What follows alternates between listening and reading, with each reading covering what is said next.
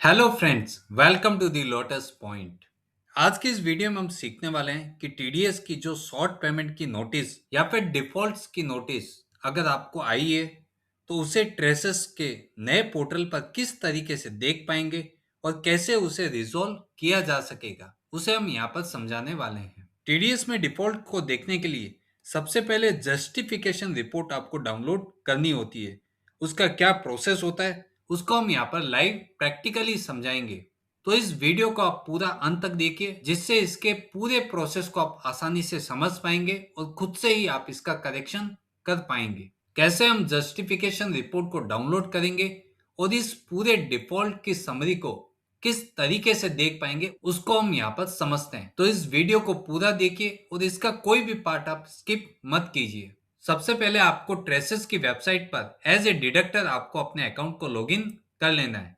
ये नया ट्रेसेस का जो पैनल है वो आपके सामने ओपन हो गया है। यहाँ पर सबसे पहले हमको ये देखना है कि हमने जो स्टेटमेंट फाइल किया है क्या वो प्रोसेस्ड विद डिफॉल्ट हुआ है या फिर वो प्रोसेस्ड हो गया है। उसके लिए आपको ई फाइल टैब के ऊपर टिक करना है। यहाँ पर view file forms and statement, इसके ऊपर आपको टिक करना है। आपने कौन सा फॉर्म आपने फाइल किया है। अगर आपने नॉन सैलरी वालों का आपने फॉर्म फाइल किया है जिसका ओल्ड फॉर्म था 26Q एंड न्यू फॉर्म उसका 140 नंबर है। यहाँ पर आप देख भी सकते हैं कि one forms file till date, इसके ऊपर आपको टिक कर देना है। यहाँ पर आप देखेंगे कि आपने जो ओरिजिनल रिटर्न फाइल किया है वो प्रोसेस्ड विद डिफॉल्ट हो गया है। अब यही हमको डिफॉल्ट्स डाउनलोड करना है कि डिफॉल्ट किस रीजन से हुआ है। यहाँ पे डिफॉल्ट्स के बहुत सारे रीजन्स हो सकते हैं, जैसे आपने शॉर्ट पेमेंट किया हो, अगर आपने चालान में इंटरेस्ट का पेमेंट किया है, अगर आपने उसको रिटर्न में सही से नहीं दिखाया है तो उसका भी आपको डिफॉल्ट क्रिएट हो सकता है। अगर आपने कोई चालान का पेमेंट कर दिया है बट अभी तक वो चालान अनमैच्ड में खड़ा है तो उसकी वजह से भी आपको डिफॉल्ट क्रिएट हो सकता है। तो इसके बहुत सारे रीजंस है। उसके लिए आपको सबसे पहले जस्टिफिकेशन रिपोर्ट आपको डाउनलोड करनी होगी। यहाँ पर आप देखेंगे कि आपके फॉर्म 16 तो जनरेट हो जाएंगे बट यहाँ पे जो स्टेटस ऑफ मैचिंग है यहाँ पर देखिए फाइनल एंड अनमैच्ड। इसका मतलब आपका जो रिटर्न प्रोसेस हुआ है वो डिफॉल्ट के साथ हुआ है, उसकी वजह से यहाँ पे ये जो चालान है वो अनमैच्ड खड़ा है। तो हम इसको किस तरीके से देखेंगे और उसका करेक्शन नए इनकम टैक्स एक्ट 2025 के हिसाब से किस तरीके से होगा उसी को हम इस वीडियो में समझाने वाले हैं। तो इस वीडियो को आप अंत तक देखिए और पूरे प्रोसेस को स्टेप बाय स्टेप समझिए। तो हमें ये तो पता चल गया कि हमारा जो रिटर्न फाइल है वो डिफॉल्ट के साथ प्रोसेस हुआ है। अब इसका नेक्स्ट स्टेप है कि आप इस डिफॉल्ट की समरी को जो जस्टिफिकेशन रिपोर्ट होती है उसको किस तरीके से डाउनलोड करेंगे। तो उसके लिए आपको सर्विसेज, यहाँ पर आप देखेंगे कि व्यू डिफॉल्ट समरी, इसके ऊपर आपको टिक कर देना है। यहाँ पर आप कौन से फाइनेंशियल ईयर, कौन से क्वार्टर और कौन से फॉर्म टाइप का आप डिफॉल्ट देखना चाहते हैं उसको आप यहाँ पर सेलेक्ट कर कर सर्च के ऊपर टिक कर देंगे। जैसे कि हमने आपको बताया था कि फॉर्म 138 जो सैलरी वालों के लिए होता है, फॉर्म 140 जो नॉन सैलरी वालों के लिए होता है, फॉर्म 144 जो नॉन रेसिडेंट है उनका अगर आपने टीडीएस रिटर्न फाइल किया तो उसके लिए फॉर्म 144 आपको यूज करना होगा, और 143 अगर आपने टीसीएस का रिटर्न फाइल किया है, अगर आप उनकी डिफॉल्ट की समरी देखना चाहते हैं तो उसको आपको यहाँ पे सेलेक्ट करना होगा। तो यहाँ पर मेक श्योर है कि आप सही से फॉर्म सेलेक्ट करें, तब आपकी जस्टिफिकेशन रिपोर्ट एकदम सही से आएगी। तो यहाँ पर आप पर्टिकुलर फॉर्म को सेलेक्ट करके सर्च के ऊपर आपको टिक कर देना है। यहाँ पर आप देखेंगे कि जो क्वार्टर वन है उसका फॉर्म टाइप और स्टेटमेंट टाइप में कितना डिफॉल्ट आया है उसको आप यहाँ पर देख सकते हैं। आपको यहाँ पर डिफॉल्ट की समरी देखना है तो इसको व्यू के ऊपर आपको टिक कर देना है। जैसे ही आप व्यू के ऊपर टिक करेंगे आप देखेंगे कि आपका जो डिफॉल्ट है, जो सबसे पहला रीजन है शॉर्ट डिडक्शन या फिर शॉर्ट कलेक्शन। मैंने आपको पिछली वीडियो में भी बताया था कि जो ट्रेसेस का नया पोर्टल है वो काफी एडवांस हो गया है। जहां पर आपने टीडीएस के अमाउंट को राउंड ऑफ करके पे नहीं किया है वहां पर आपको टीडीएस का डिफॉल्ट जनरेट हो जाएगा। यहाँ पर आप देखेंगे कि 10 रुपए आपने शॉर्ट पेमेंट किया है। ये तो 10 रुपए तो बहुत बड़ी अमाउंट है। आपको जो डिफॉल्ट आ रहा है वो 57 पैसा या फिर 75 पैसा भी अगर आपने शॉर्ट पेमेंट किया है तो उसका भी आपको डिफॉल्ट जनरेट हो जाएगा। तो इस केस में क्या है कि जो सीए हैं या फिर जो टैक्स कंसल्टेंट है या फिर जो अकाउंटेंट है, जो ये टीडीएस के रिटर्न फाइल करते हैं, उनके लिए बहुत बड़े चैलेंजेस आ रहे हैं कि इस छोटी सी अमाउंट के लिए डिफॉल्ट आ रहे हैं, उनको क्लियर करना और वापस से उनका करेक्शन फाइल करना, तो ये बहुत बड़ी प्रॉब्लम है। तो इस चीज को आप यहाँ पर समझ के नेक्स्ट रिटर्न में कम से कम आप राउंडिंग ऑफ का ध्यान रखकर अपने रिटर्न को प्रोसेस कीजिए। तो सबसे पहला रिटर्न है शॉर्ट डिडक्शन, यहाँ पे आप देख सकते हैं। उसके बाद जो सेकंड नंबर यहाँ पर डिफॉल्ट है शॉर्ट पेमेंट 21,958 रुपीज का। हमने आपको फॉर्म 16 डाउनलोड करके भी दिखाया था। अगर आपने हमारी प्रीवियस वीडियो नहीं देखी है कि फॉर्म 16 नए ट्रेसेस के पोर्टल पर किस तरीके से डाउनलोड होता है, तो आप अभी जाके उस वीडियो को देख लीजिए और समझिए कि नए इनकम टैक्स एक्ट 2025 में किस तरीके से आप फॉर्म 16 को डाउनलोड कर सकते हैं। उसका लिंक हमने इस वीडियो के डिस्क्रिप्शन में भी दे दिया है। अगर आपने वो वीडियो नहीं देखी है तो उसको भी आप यहाँ पर देख लीजिए। अब हम बात करते हैं कि हमने एक टीडीएस के फॉर्म 16 को आपको दिखाया था, जिसमें आप देखेंगे यहाँ पर एक चालान का स्टेटस फाइनल आ रहा है, जबकि सेकंड चालान यहाँ पर अनमैच दिखा रहा है। वो यही है जो शॉर्ट पेमेंट आपको यहाँ पर शो हो रहा है, वो चालान ही अभी तक रिटर्न में फैच नहीं हुआ है। और थर्ड नंबर है जो इंटरेस्ट ऑन शॉर्ट पेमेंट, जो आपने शॉर्ट डिडक्शन करी है, वो शॉर्ट पेमेंट किया है, उसके ऊपर आपको टोटल इंटरेस्ट कितना बन रहा है वो डिफॉल्ट आप यहाँ पर देख सकते हैं। यहाँ पर आप नीचे टोटल अमाउंट देखेंगे 22,809 रुपीज का आपको टोटल यहाँ पर डिफॉल्ट पेबल दिखा रहा है। अब मुझे इसकी जस्टिफिकेशन रिपोर्ट देखनी है कि किस वजह से यहाँ पर जो शॉर्ट डिडक्शन आ रहा है वो किन किन पार्टियों के पेमेंट में आ रहा है, और जो ये शॉर्ट पेमेंट हुआ है वो क्यों यहाँ पर शो हो रहा है। क्योंकि हमने तो रिटर्न फाइल करते समय चेक किया था कि सारे पेमेंट्स ओके हैं और सब payments before due date payment हो चुके हैं। तो मुझे इसके लिए यहाँ पर नीचे देखना होगा कि रिक्वेस्ट फॉर जस्टिफिकेशन रिपोर्ट, यहाँ पर आपको टिक करना होगा। जैसे ही आप यहाँ पर टिक करेंगे आपको एक डाउनलोड जस्टिफिकेशन रिपोर्ट के लिए पेज ओपन हो जाएगा, जहां पर आपको कौन से ईयर और कौन से फॉर्म नंबर का आपको जस्टिफिकेशन रिपोर्ट डाउनलोड करना है उसको आप यहाँ पर देख सकेंगे। यहाँ पर आप देखेंगे कि सबसे पहले एक हाईलाइटेड मैसेज आ रहा है कि जहां पर जस्टिफिकेशन रिपोर्ट को ओपन करने के लिए यहाँ पर पासवर्ड दिया है, जो पासवर्ड को आप यूज कर अपनी जस्टिफिकेशन रिपोर्ट को रिव्यू कर सकेंगे।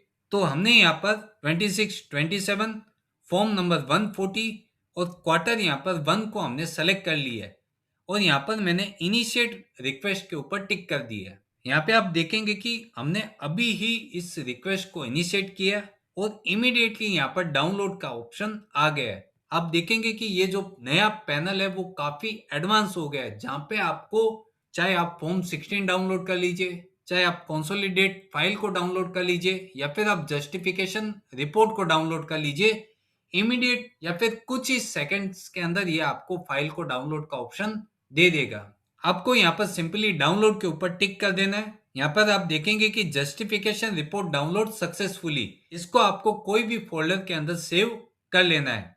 यहाँ पर आप देखेंगे कि जो जस्टिफिकेशन रिपोर्ट आपने डाउनलोड लगाई थी वो यहाँ पर डाउनलोड हो चुकी है। ये एक्सेल की फाइल है जिसको ओपन करने के लिए यहाँ पर जो पासवर्ड दिया हुआ है उसी पासवर्ड को आपको यूज करना होगा, तब ये जस्टिफिकेशन रिपोर्ट आपकी ओपन होगी। तो आपको यहाँ पे पासवर्ड डाल देना है और ओके के ऊपर आपको टिक कर देना है। तो यहाँ पर आपकी फाइल ओपन हो गई है।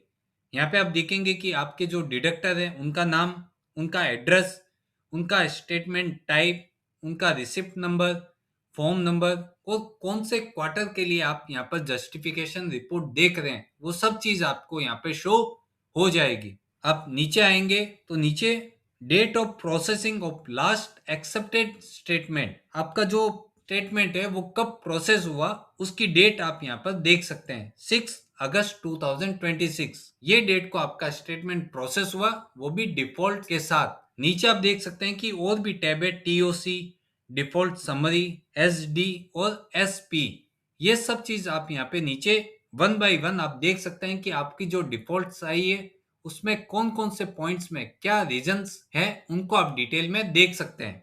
उसके लिए आपको सबसे पहले सेकंड नंबर टैब के ऊपर टिक कर देना है। टीओसी, इसका फुल फॉर्म है टेबल ऑफ कंटेंट, मतलब जो ये सीट दी हुई है उसमें कौन कौन से कंटेंट है सबसे पहले डिफॉल्ट समरी, सेकंड नंबर यहाँ पे हमने पढ़ा था कि एस डी मतलब शॉर्ट डिडक्शन, और थर्ड नंबर है एस पी यानी शॉर्ट पेमेंट जो चालान मिसमैच है। तो यहाँ पर आप हाइपरलिंक भी दिया हुआ है, आप इनके ऊपर टिक करके डायरेक्टली भी उस टैब के ऊपर जा सकते हैं। अदरवाइज आप चाहते हैं तो नीचे से वन बाय वन आप टैब के ऊपर टिक कर सकते हैं। सबसे पहले हम देखते हैं कि डिफॉल्ट्स की जो समरी है वो क्या कह रही है। तो वो तो हमने पहले भी देखा था कि जो शॉर्ट डिडक्शन है और एक आपका चालान मिसमैच है, उसकी डिटेल तो पोर्टल वहीं पे आपको शो कर देता है। तो वो सेम चीज आप यहाँ पर देख सकते हैं कि शॉर्ट डिडक्शन आपको कितना हुआ है, शॉर्ट पेमेंट कितना हुआ है, और उसके ऊपर इंटरेस्ट आपको कितना है, और टोटल जो आपको डिफॉल्ट पेबल आ रहा है वो कितना यहाँ पे शो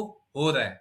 तो ये तो चीज हमें मिल भी गई थी, प्लस आपको जो नोटिस आता है वो भी यही चीज का रिसीव होता है। बट अब मुझे देखना है कि इनकी डिटेलिंग, जो सबसे पहले शॉर्ट पेमेंट हुआ है 10 रुपीज का, उनकी डिटेल्स क्या है। तो यहाँ पे आप देखेंगे कि जो शॉर्ट पेमेंट हुआ है यहाँ पर आपको pan of deductee, name of deductee, उनका सेक्शन कोड, अमाउंट पेड कितना था, टीडीएस डिडक्टेड कितना हुआ है, और रेट एज पर स्टेटमेंट कितना है, और रेट एट विच डिडक्टेड आपने कितना किया है, वो सब चीज आप यहाँ पर देख सकते हैं। कितनी अमाउंट थी, क्या रेट से आपने टीडीएस डिडक्ट किया, और कितनी पार्टीज आपकी फॉर्म में फाइल्ड हुई है। अब आप देखेंगे कि टीडीएस टू बी डिडक्टेड आपने डिडक्ट किया 38 रुपीज, जबकि डिडक्ट होना चाहिए 38.40 पैसा। तो यहाँ पे शॉर्ट डिडक्शन आपको 0.40।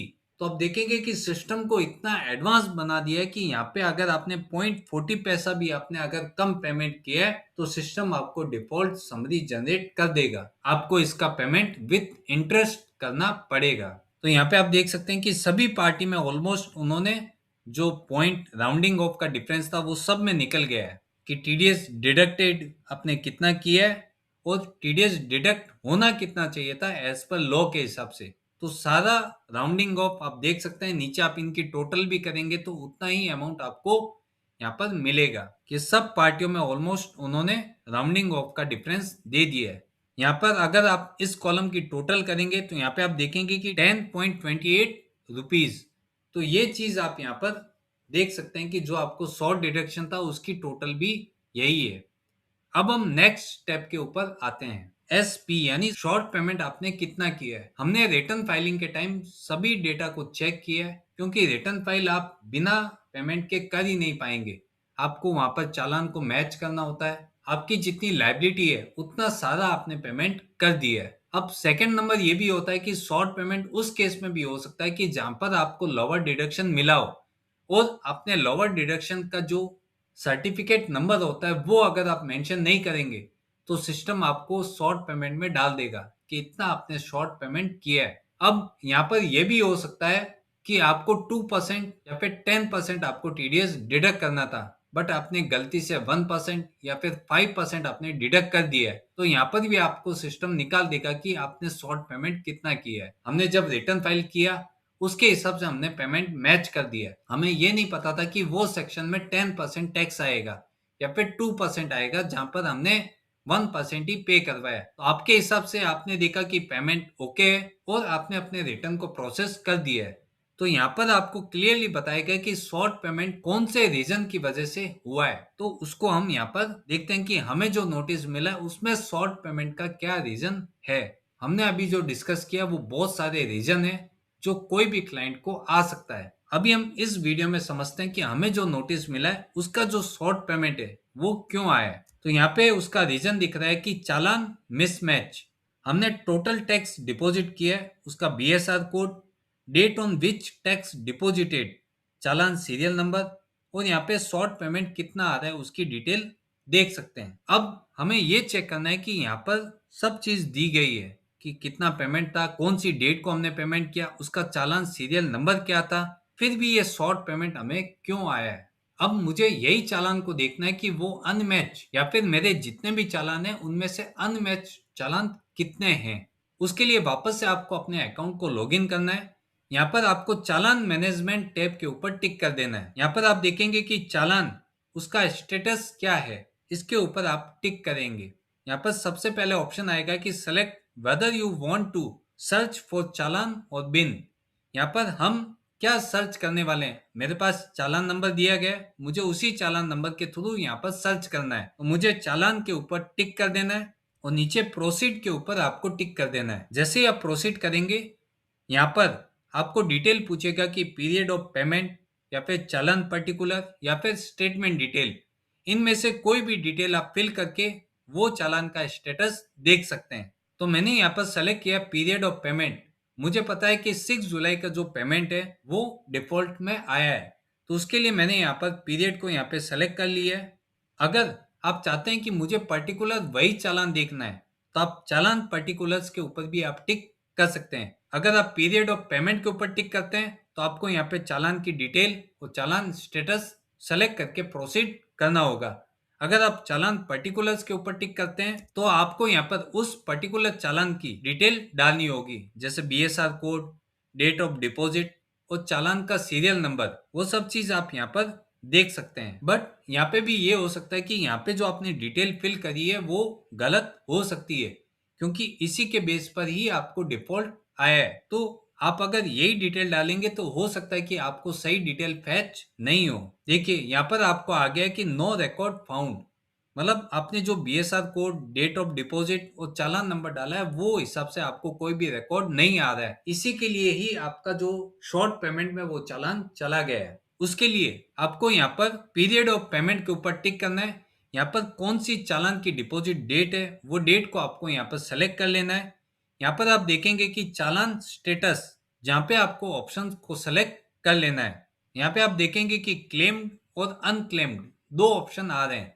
इसमें से जो भी आप सेलेक्ट करना चाहते हैं वो आप सेलेक्ट करके प्रोसीड के ऊपर टिक कर देंगे। हम यहाँ पर देखेंगे कि हमारे जो दो चालान है वो अनक्लेम्ड दिखा रहे हैं, तो इसका मतलब ये हो सकता है कि जो पहला चालान है उसको हमने यूज नहीं किया हो सकता है कि हमने उसका पेमेंट एक्सेस करवा दिया है वो क्वार्टर में। तो हमें जो क्वेरी आई है वो लास्ट नंबर चालान की आई है, जहाँ पे BSR code, date of deposit, उसका चालान नंबर, उसकी अमाउंट जो अनक्लेम्ड दिख रही है।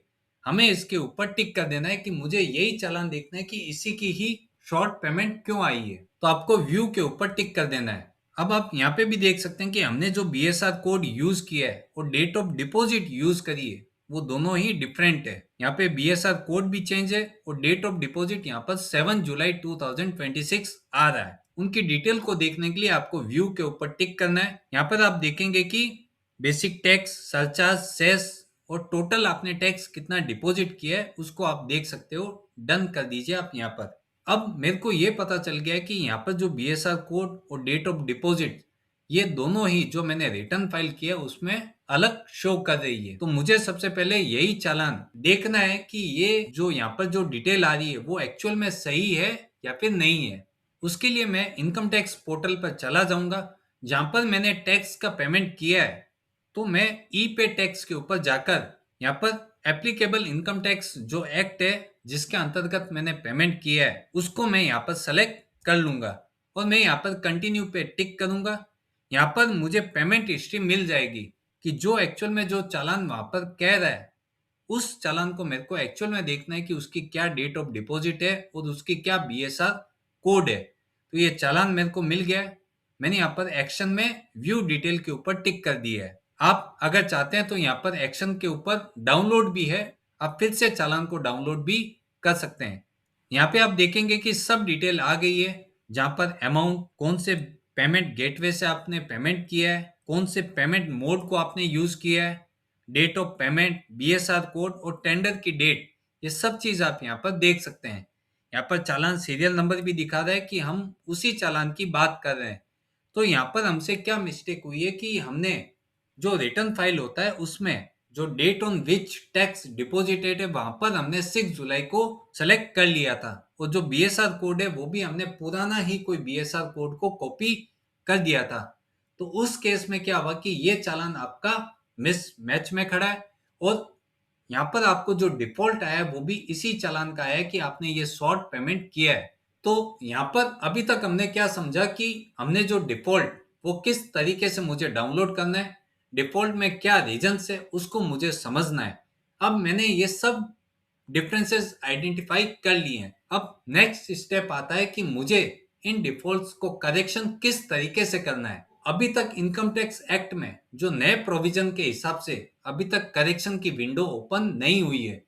आपको ये सारे के सारे मिसमैचेस आपको अपने रिटर्न में रिवाइज करके आपको करेक्शन ही इसका फाइल करना होगा। बट करेक्शन की विंडो अभी तक नहीं आई है, आपको वेट करना होगा। आपकी अभी जो टीडीएस की यूटिलिटी है, आप वहां पर जाकर अपने करेक्शन को बना सकते हैं। वहां से एफव्यू फाइल भी जनरेट हो जाएगी, बट एफव्यू फाइल को पोर्टल पर अपलोड करने का अभी तक कोई ऑप्शन आया नहीं है, तो आपको इसके लिए वेट करना होगा। डिपार्टमेंट ने मोस्टली बहुत सारे केसेस में ये डिफॉल्ट की नोटिस भेजी है, चाहे वहां पर केवल आपको 100 डिडक्शन ₹1 का भी आया है तो भी आपको डिफॉल्ट का नोटिस आया है। अभी तक इस विंडो में कोई भी करेक्शन ओपन नहीं हुआ है, तो आपको वेट करना होगा।